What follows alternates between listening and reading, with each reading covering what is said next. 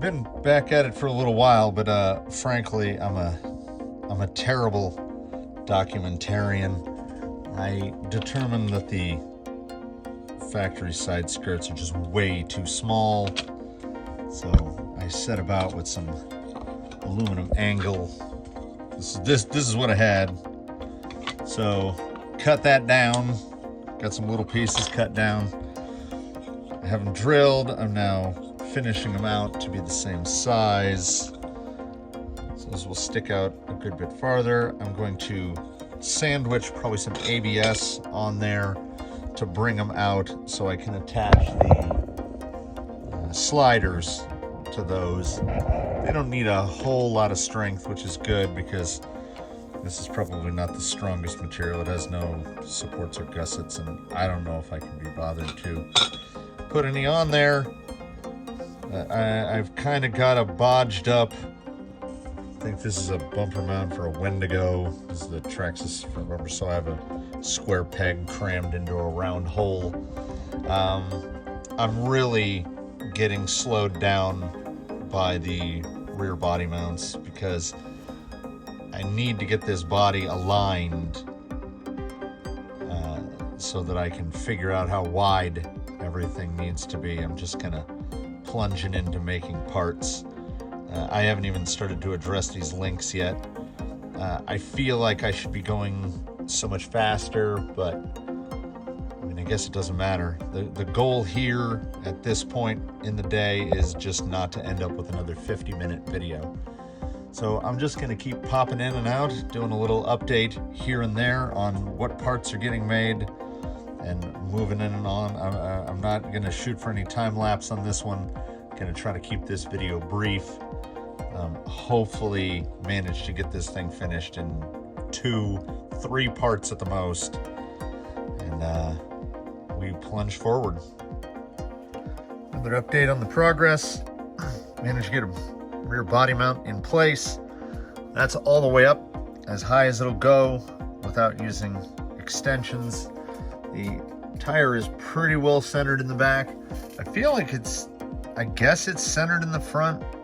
I think this little spot of the bumper makes it feel like it's, I don't know, too far back, but all this is gonna get trimmed off anyway, because on the Banana, they don't have downturn here. It's just flat on those little flares. So there's definitely more surface area to work with here with the aluminum. I will begin working on the plastic next. Getting the rear shocks to sit correctly involved some shock keys on the Enduro towers, because I managed to find a pair of Enduro towers and they are significantly shorter. So I mean, with the stock shock, it's up that much higher. So just threw some spacers on there to get that sorted. The real issue now is the length of this body. I don't know how well it can be seen, but the frame rail, where is it? The frame rail is 2.5 inches from the end of the body and up about halfway up into what would be the tailgate. And in the front, it's pretty much the same story. There's the end of the frame rail. It's about an inch and a quarter from the inside. So relative to the frame of this, the body is quite long. Bonus of it is quite light. It came with rock sliders that were part of the accessories that came with the body. So I am going to attempt to get those to mount to whether from above or below onto these. I still have not decided what I want the additional material there to be. I've got ABS in various thicknesses. I've got G10, I've got aluminum. I will just figure it out as I go. This obviously needs a lot of cleanup. It's very rough. But it's definitely going to give me a place to put the receiver box and the winch controller, and there's a whole bunch of stuff that still needs to go in here. Progress is at least being made, and I'll go on from here. A little more about where my bespoke links come from. I need a 77 millimeter link for the rear uppers. So, as I showed in the other video, I rough cut delrin on the bandsaw. And I'm just going to square off the ends. Just a fairly straightforward procedure here. Okay. I'll pull that out. I'll measure it. It is 80.6 millimeters. So that means I need to take off 3.6 millimeters. So I take the caliber down to right around there, 359. That's exactly what it was. Check it back up.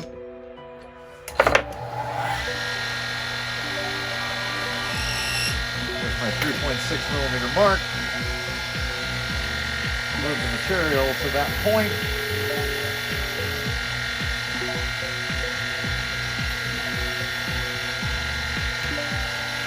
Usually I can see the white line go away. That's when I know I've got it to length. And then we find out together if I went too far. So I need a 77 millimeter link. 76.98. I needed 77. That's close enough to 77 for me. So some progress. Delrin upper links in. I further reduced the front link. It was coming very close to the front drive shaft. The steering link from the servo has been replaced. I put a Samix in there because, I mean, I know every servo is a little different. The factory link was a little short, so I had to put a ton of sub trim in it. I've got it down to a sub trim of about 5, which I think is about as close as I'm gonna get. Rear shocks feel, everything feels pretty good. And as it sits now, I'm still gonna build a battery tray. Don't like the included one. So onto the yoga block, and that's still everything in full contact. So it's definitely flexing, and it feels really smooth. Sorting out this rear bumper, as I mentioned before, is definitely going to be a thing. But just one more link to replace. I got to find something suitable to replace the panhard with. I'm probably going to turn my own link out of some aluminum. So I guess that's next. And then we'll be extending these so I can attach some sliders to that. These actually feel pretty firm once they're bolted up. I mean, they are bolted on in 6 spots. So look at those brass links. So it is coming along quite nicely. And once I figure out what to do about bumpers, we'll really be in business. Things are moving along. We're now down to 1 element link remaining, that very bespoke link, which unfortunately passes so close to the drive shaft. I mean, look at that. It basically rubs across the top of it, so I don't know what I can do with regards to that. I've got the panhard and the steering link replaced. Again, that ultra tight tolerance. I'd heat shrink these just because I think it looks cleaner. There's not enough room for heat shrink to go over that and clear that brace. I went like that and it just got stuck. So I had to cut that out. So I'd like to take this moment to shout out my number 1 construction helper, Extreme Power Thin. You just put a little dab, and when I sandwiched these together, to get the rockers mounted. Right now, that's all just glued together. A little dab of glue holding it together.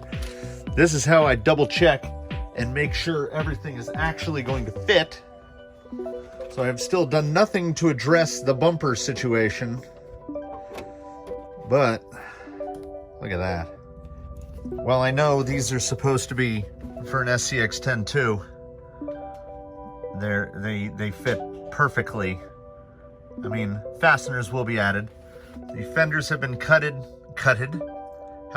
out for clearance, as well as the bumpers removed. The front bumper with this bodged up mount almost fits.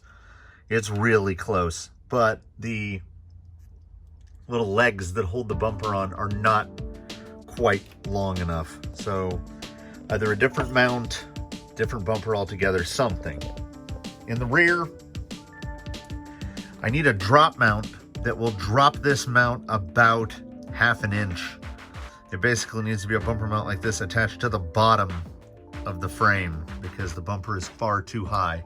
The bumper that I had set aside for this is actually quite a good fit to the body. I mean,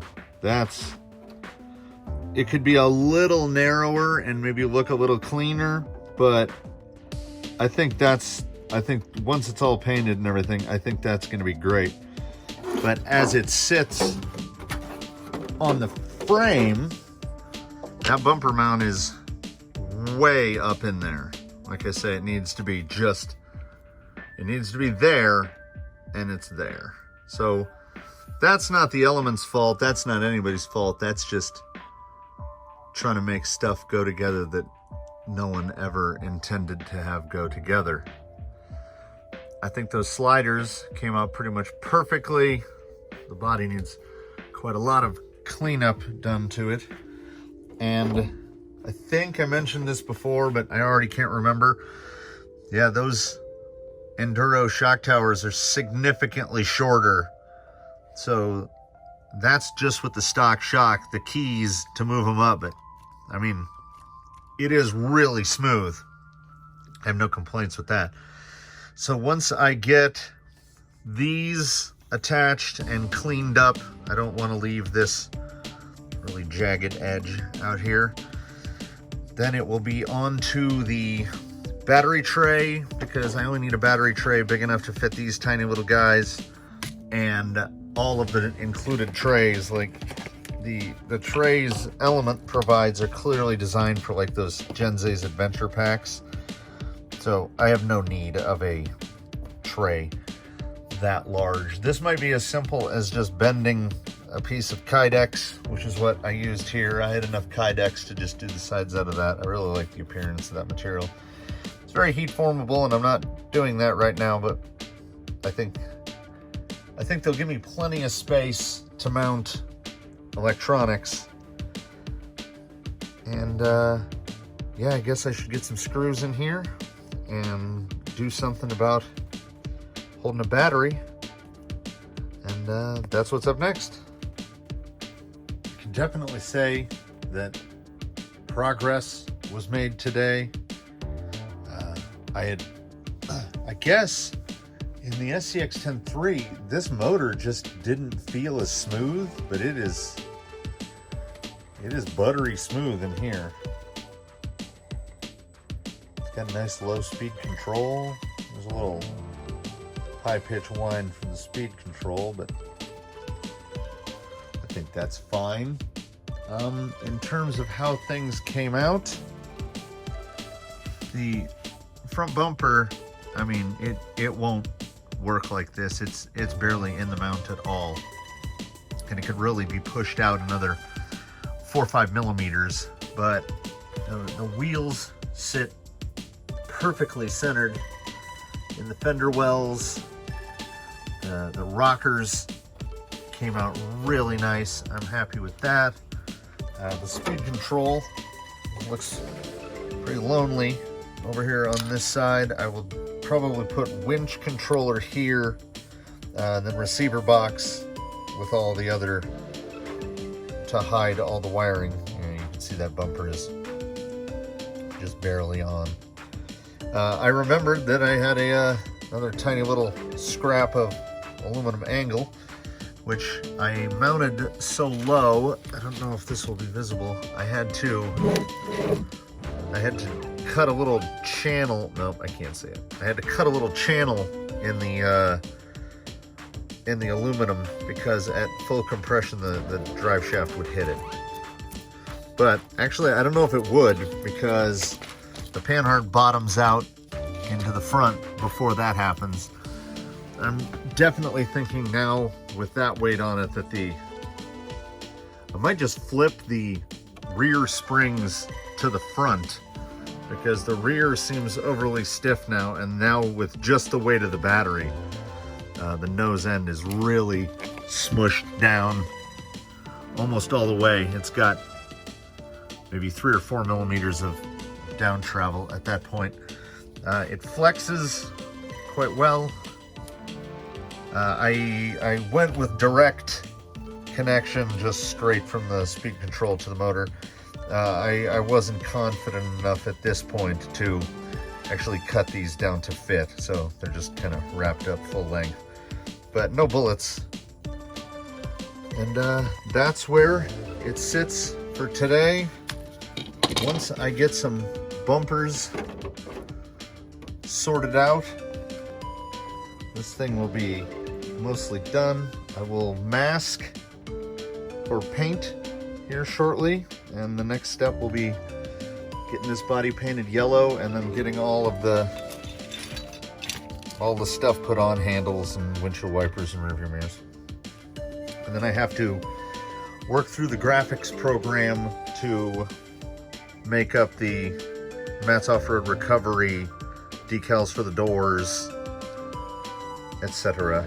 I figure I'll do these fenders black from the outside. I think I brought black airbrush paint, maybe. If not, I'll just rattle can it. But that's where it stands. This will be part 2 of this, so it will be a 3-parter, as part 2 will hopefully be brief. I feel like I made a lot of progress today, but I don't know how much of that shows up in terms of footage. I really want to get this thing out going, because it looks like it's going to be pretty good. It's definitely setting lower in the front. It's actually sitting the way I would like it to sit in the front, and it's sitting higher in the rear. I would like the rear right about there. Maybe I can just go up a hole on those shock keys and see how that goes. Anyhow, I didn't want this to run nearly as long as the build video. I have no complaints because I didn't have to mess with anything really element related. This rear bumper mount is going to be a really, that one's going to be tough. I don't know what I'm going to do for that, but maybe it'll come to me. It's feeling pretty light. It's got some more stuff to go on it. I might do some lights. I haven't really decided. But this is the Banana as it sits right now. The body fits. It's almost ready for paint. And in part 3 should be wrapping it up. And hopefully I can get part 3 done with the paint and everything, and actually get some driving on it. And that's all for now.